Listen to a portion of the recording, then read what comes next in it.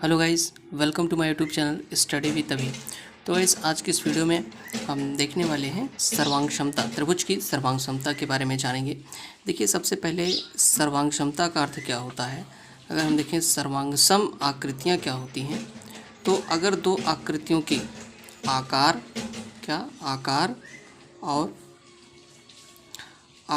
और माप अगर बराबर होती है, आकार और माप क्या हो, बराबर हो, तो हम उससे क्या बोलेंगे, सर्वांगसम आकृति बोलते हैं।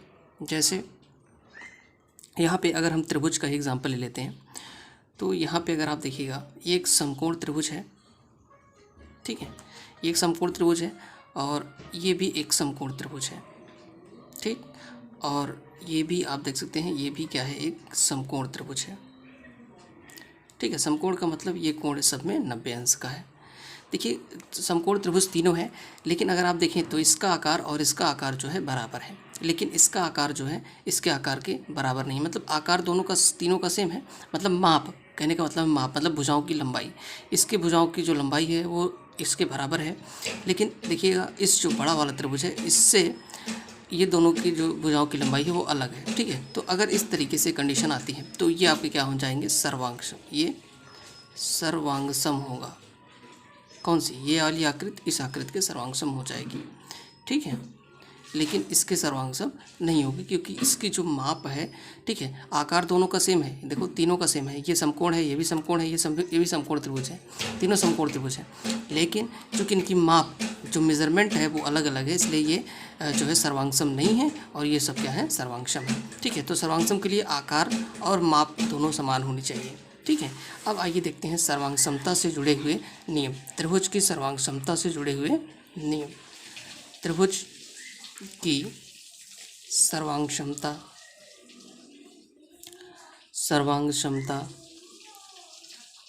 नियम, ठीक है। देखते हैं पहला नियम हमारा है, उसे हम बोलते हैं एस। अभी हम आप इसका मतलब समझाएंगे, SAS सर्वांग समता, SAS सर्वांग समता नियम। देखो, S का मतलब होता है साइड, साइड का मतलब होता है भुजा, ठीक। तो भुजा, और A का मतलब होता है एंगल, क्या होता है, एंगल, और एंगल का मतलब होता है कोण। तो अगर इस नियम को हिंदी में हम लिखें तो यह हो जाएगा भुजा कोण भुजा सर्वांग समता नियम। देखिए, इस नियम कहता क्या है कि त्रिभुज, जैसे मान लो कोई दो त्रिभुज है, यहाँ पे हम एक त्रिभुज बनाते हैं, एक त्रिभुज ये है हमारा, मान लेते हैं, और एक त्रिभुज ये है, ठीक है, मान लेते हैं ये हमारा एक त्रिभुज है।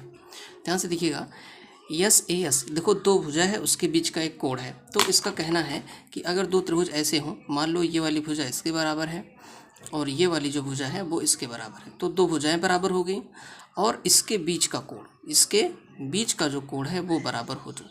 मतलब कि दो भुजाएं, कोई भी दो भुजा हो, वो इसके दो भुजा के बराबर हो, और उन दोनों भुजाओं के बीच का कोण अगर बराबर हो जाए, तो वहाँ पे क्या होता है, सर्वांग समता लगती है। कौन सी, SAS सर्वांग सम। जैसे मान लो ये त्रिभुज आपका था ABC, और ये त्रिभुज था आपका PQR, ठीक है।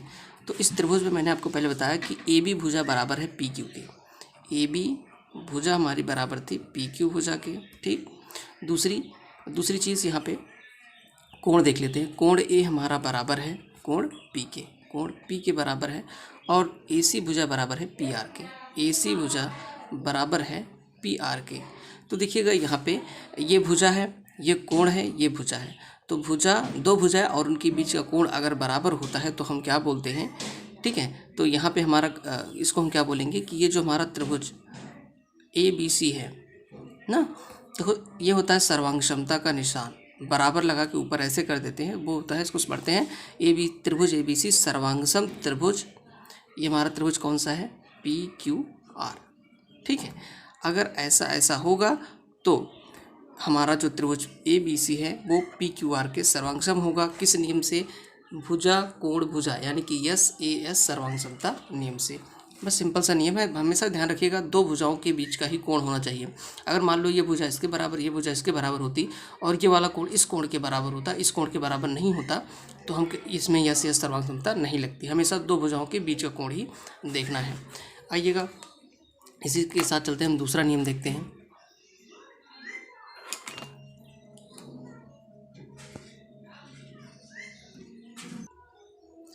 अगला नियम हमारा है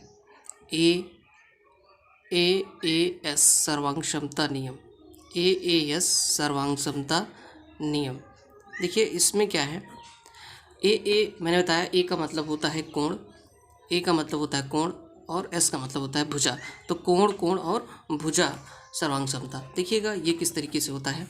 जैसे मान लो कोई त्रिभुज हम ले लेते हैं, ये हमारा एक त्रिभुज है और एक त्रिभुज और ले लेते हैं, ये भी एक त्रिभुज है, ठीक है। इसका नाम देते हैं ABC और इसका नाम देते हैं PQR।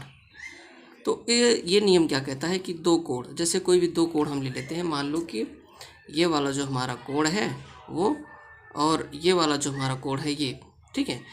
ये वाला कोण इस कोण के बराबर है और ये वाला कोण हमारा इस कोण के बराबर है, ठीक है। दो कोण हो गए, दो कोण हो गए और एक कोई भुजा, ठीक है, कोई एक संगत भुजा, मान लो ये वाली जो भुजा है इसके बराबर है, ठीक है। दो कोण और एक भुजा, कोई भी भुजा हो सकती है, जैसे ये भुजा इसके बराबर हो या फिर ये भुजा इसके बराबर हो। अगर हमें ये चीज़ पता चल जाए कि दो कोण और कोई एक भुजा, ठीक है, कोई एक भुजा बराबर हो इसके, तो हम क्या बोलेंगे, यहाँ पे देखो यहाँ पे हुआ क्या मेन चीज़, यहाँ पे हमारा पहले दिया था कोण ए बराबर था कोण पी के, ठीक, कोण पी के, कोण बी बराबर था हमारा कोण क्यू के। और दूसरी चीज़ मैंने क्या बताई कि BC जो हमारी भुजा है वो बराबर है QR के, ठीक है। देखो कोण, कोण, भुजा, तो यानी कि AAS, यहाँ पे कौन सा सर्वांग समता नियम लगेगा, इसलिए त्रिभुज आपका जो है, त्रिभुज देखिए कौन सा त्रिभुज, त्रिभुज ABC, त्रिभुज ABC हम सर्वांग समता को ऐसे लिखते हैं, बराबर लगा के ऊपर ऐसे कर देते हैं, त्रिभुज ABC सर्वांगसम त्रिभुज, कौन से त्रिभुज के, त्रिभुज PQR के, ठीक है। तो ये हमारा AAS सर्वांग क्षमता नियम हो गया। आइए देखते हैं अगला नियम क्या है। ये हमारा दूसरा नियम था, पहला नियम था SAS, दूसरा नियम है AAS और हमारा तीसरा नियम अब हम पढ़ने वाले हैं। तीसरा नियम जो है हमारा वो है ASA सर्वांग क्षमता नियम। ये दोनों नियम, दूसरा नियम और ये तीसरा नियम लगभग बराबर ही है, ध्यान से देखिएगा। तीसरा नियम क्या कहता है, ए का मतलब कोण, भुजा, कोण। तो जैसे मान लो एक त्रिभुज ये है और एक दूसरा त्रिभुज ये है, ये ABC है, ये है PQR, ठीक है।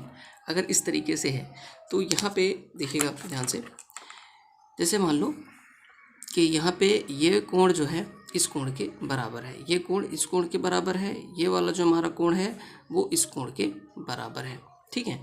अब देखिएगा दो कोण है और उनके बीच की भुजा है ना, देखो दो कोण है बीच में भुजा है, तो दो कोण हो गए, बीच की भुजा क्या होगी, ये वाली भुजा, ठीक, ये वाली भुजा इसके बराबर है।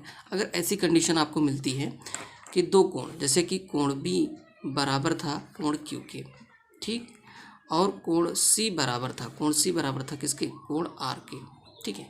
और इन दोनों के बीच एक भुजा थी क्या, BC बराबर थी QR के, ठीक है। इसको नीचे लिख देते हैं, कोण C बराबर कोण R।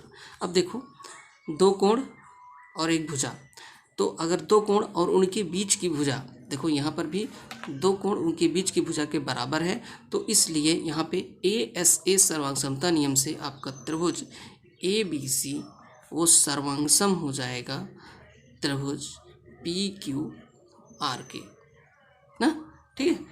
अब चलते हैं आगे, चौथा नियम देख लेते हैं।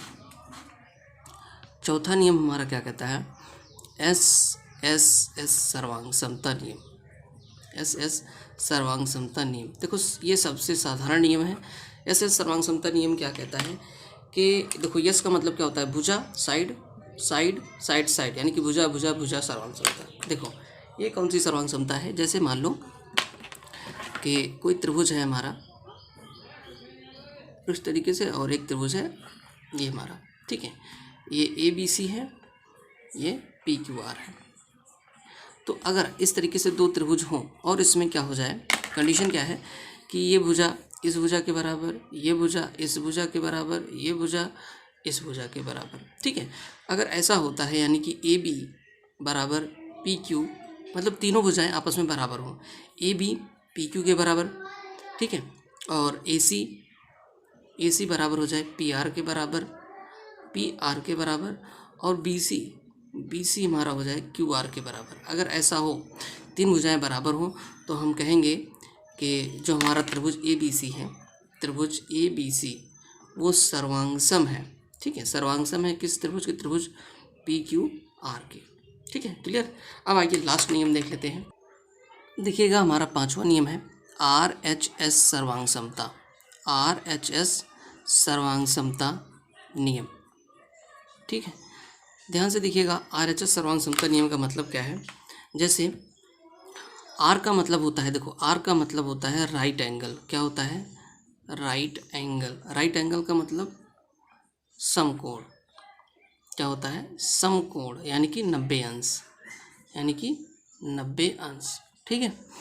एच का मतलब होता है कर्ण। क्या होता है? हाइपोटेन्यूस बोलते हैं इसको, ठीक है, इंग्लिश में। और एस का मतलब होता है भुजा, ठीक, भुजा। तो अगर ये आर एच एस सर्वांगसमता नियम हमेशा समकोण त्रिभुज में लगता है, और इसमें ध्यान दीजिएगा, जैसे मान लो कि दो समकोण त्रिभुज है हमारे, इसमें ये समकोण है और एक मान लेते हैं ये हमारा है, ये समकोण त्रिभुज है, ठीक है, ये वाला समकोण है। मान लो ये ए बी सी था, और ये क्या है आपका, मान लो ये पी क्यू और आर है। तो यहाँ पे देखिएगा, सबसे पहले समकोण है, कोण बी और कोण, देखो कोण बी और कोण पी दोनों समकोण हैं, 90 अंश के हैं, ठीक है।